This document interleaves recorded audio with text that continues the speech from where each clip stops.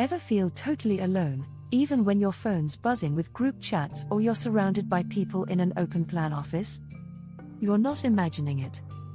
A staggering 74% of adults under 30 report feeling lonely every single week.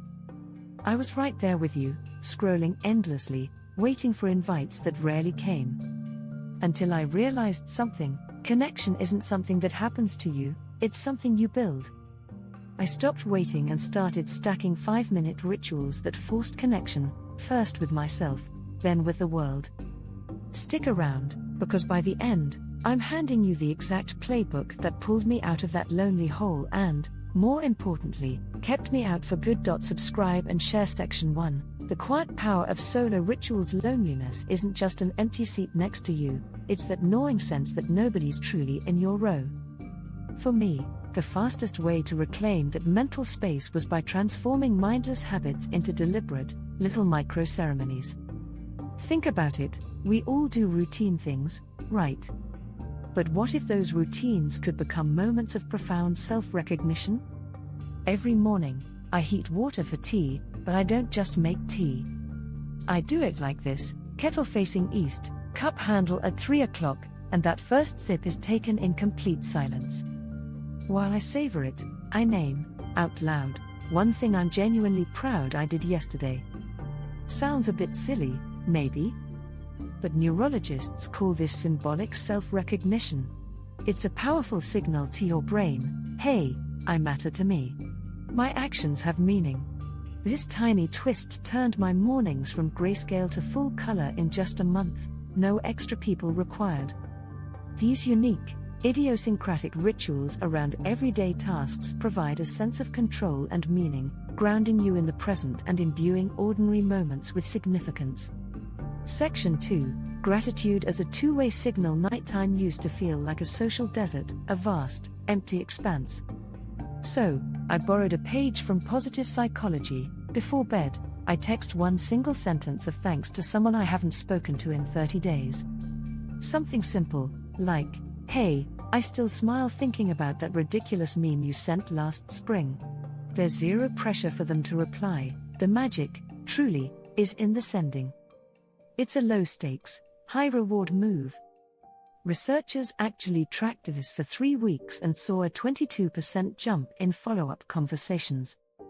And I can absolutely vouch for that. My previously dead message folder now sprouts birthday invites and coffee catch-ups I didn't even have to chase. These little acts of appreciation create emotional warmth and a surprising sense of connectedness, even when you're just sending it out into the ether. Section 3, Parallel Play for Introverts. Look, crowds drain me. A big party. Exhausting. But total isolation? That just fuels the ache of loneliness. The sweet spot, I discovered, is what I call parallel play for grown-ups. Every Saturday at 10, you'll find me at the same cafe. I'll park myself, put on my favorite playlist, and dive into spreadsheets or writing, surrounded by the gentle buzz of strangers. No forced small talk, no awkward introductions, just the low hum of shared, ambient energy.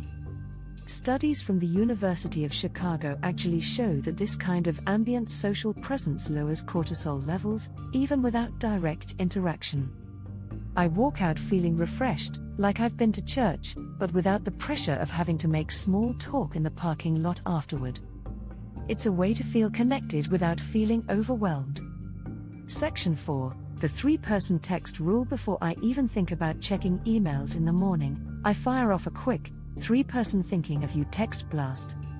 It's simple: 1 family member, 1 old friend, and 1 newer contact. Takes me 90 seconds, costs nothing, and instantly triples the odds someone will ping me back later that day.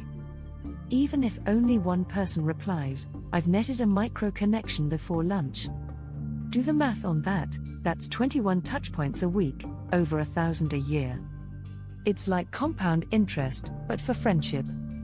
You're proactively building those bridges, and the returns are incredible. Section 5, Group Rituals that stick. Now, those solo habits built my baseline, but true community. That's what cemented my newfound sense of belonging. I joined a local parkrun that meets every Sunday, rain or shine. The ritual itself is gloriously simple, almost silly. We high-five at the start line, jog 5 kilometers at any pace we like, then everyone claps for the slowest finisher. No talent required, just shared sweat and a common purpose. Anthropologists have found that synchronized movement like this releases oxytocin, literally labeling you tribe in under 12 minutes. It builds trust, vulnerability, and a profound sense of belonging. I now recognize 20 dogs by name, and yes, they're humans too. These group rituals offer structured opportunities for interaction and help embed you in supportive social networks.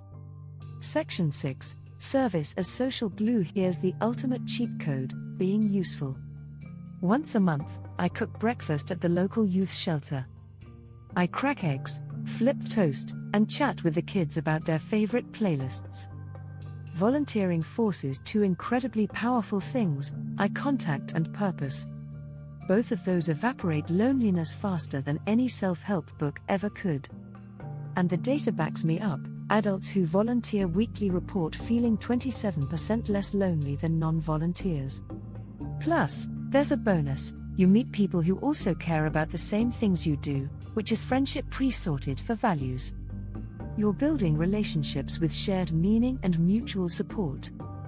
If any of these rituals sparked and I could actually do that moment in your head, then you found your people.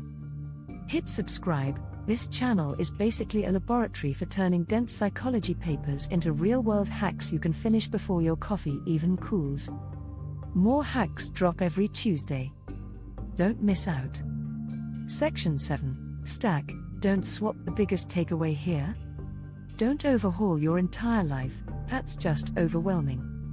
Instead, stack these rituals onto what you're already doing. I brew tea, now I add gratitude. I jog, now I add high fives. I cook, now I add volunteering.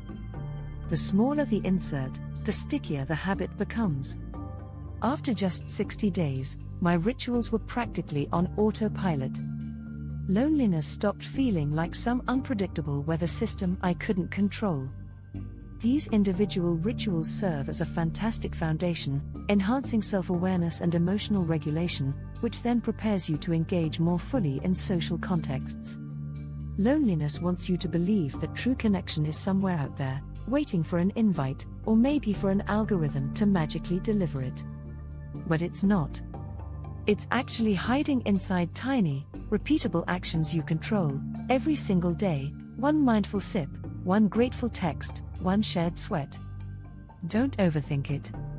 Just pick any ritual we covered today, run with it for 7 days, and then come back and tell me what shifted. Drop your story, or even a new ritual you invent, in the comments below. I read every single one, and somebody out there absolutely needs the exact idea you're about to share. Let's build this invisible safety net together, one 5-minute ritual at a time.